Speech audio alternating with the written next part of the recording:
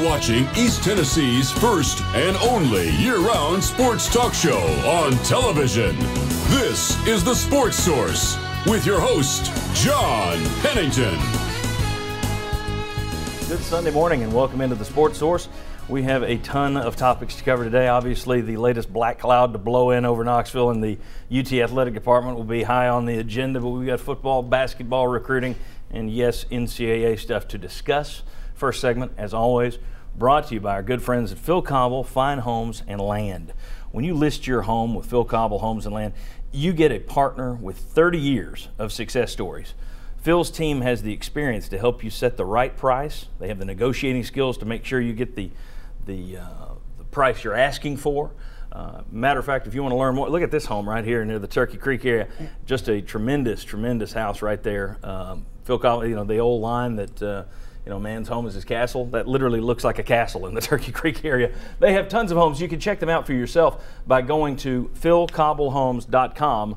philcobblehomes.com. Okay, now let's go ahead, before we introduce the guys, let's go ahead and show you what's on today's show. It is a jam-packed hour, as I told you. NCAA concerns, we'll talk about the allegations.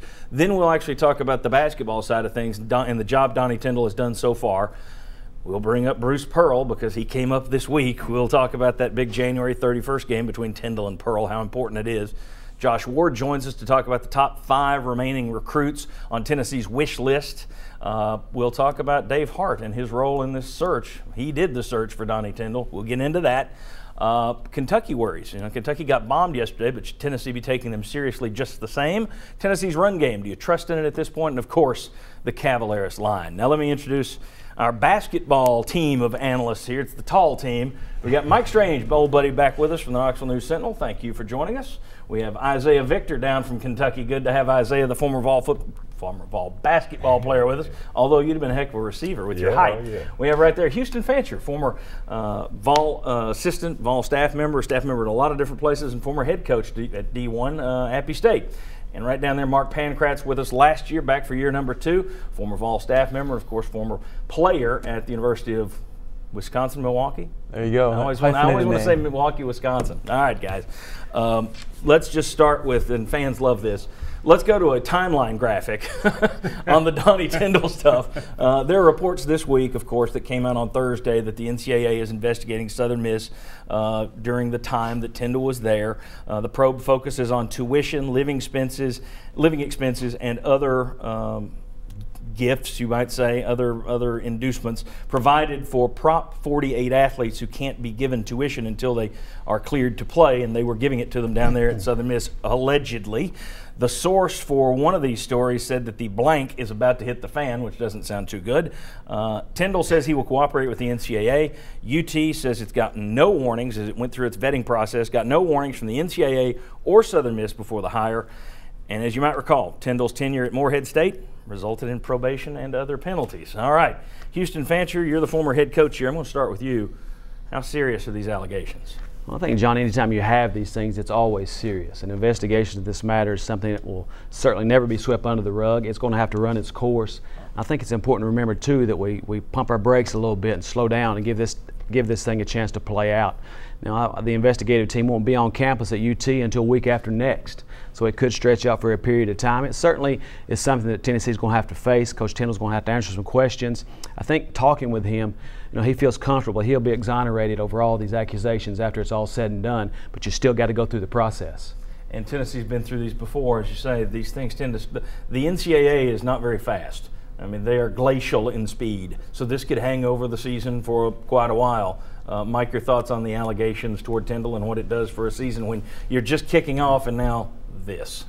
Well, I guess we'll probably talk about this a little more, but the first thing is recruiting. What it's within an hour, roughly. I don't know if an hour passed by before the best commitment they had decommitted. As far as how it impacts Tennessee's season, they say it's not going to be a distraction, and I think to a large extent the players will not let it be a distraction, but it's certainly going to be a distraction for the fans and for the world we live in now of talk. Yeah. Isaiah, as a former player, let's talk about recruiting. You too, Mark, as former players. You're looking at this. If this thing goes down the wrong way, and again, you don't want to say that you're there yet. You're not. There's some allegations that have been thrown out there. They really haven't even started the investigation in depth yet.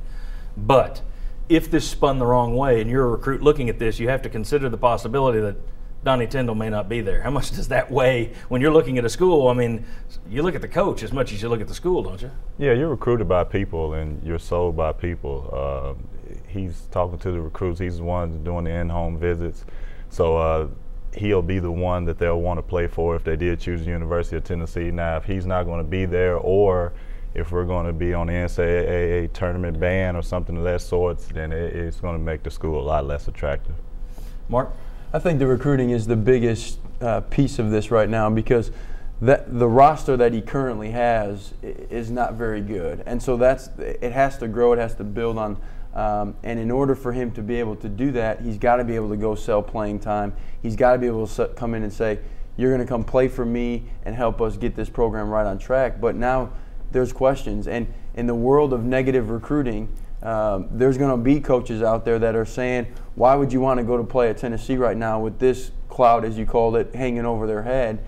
So from the biggest thing of all of it is the recruiting side, and it will affect the locker room. I was a part of it when Coach Pearl was there. I was in there, and I saw how, as much as you want to shelter these kids from it, we all have Twitter, we all have Facebook, they have access to it all the time, and so it is going to be something that Donnie's got to continue to communicate with his staff and his team about. Chris Clark, the 4-star commitment that backed out on Thursday right after this happened, as you mentioned, he was the best of the 2015 class, if you go by the star rankings and some of that stuff. And I know that coaches will tell you they don't, but if you were looking to hang your hat on, okay, this is the kind of player that you want to build your program around, he was the high-profile one in that group. Let's talk about the vetting process. Tennessee says that they asked the NCAA, they asked Southern Miss, they got no warnings of anything like this, but they were dealing with Michael White pretty heavily. And about 12 hours after White finally that ended, Tyndall was named your coach. Do you think they really had time to do this much? Again, considering they didn't use a search committee, do you believe that they vetted this one as closely as they could have? Well, they certainly probably started vetting Donnie Tyndall before they talked to him, while they were talking to Michael White as a plan B. So I don't think they just rushed to Donnie Tyndall and had 2 hours to do. But the one thing I wonder about, the allegations in Morehead State, you know, everybody knew about that. That was part of the record. So you could vet that, but how do you vet something that hadn't come up yet? Like if John Pennington is a Prop 48 transfer, how would you know to go ask questions about what are your living arrangements, who paid your tuition? So that would seem to be really hard. I think it's really key to note that Donnie Tyndall and the University of Tennessee and Southern Miss only learned about this last week. So it's very early in the process, and as Mike said, how can you ask questions about things that never even happened? And I think Donnie Tyndall, too, will face this head on. He'll embrace the challenge. He'll fight the fight, and he'll protect himself in Tennessee's program. My only feeling, we got to catch a break here, my only feeling on this is, and I'll say this all the time, as soon as a coach change happens, everyone wants to rush to the end. You got to rush and get the next guy.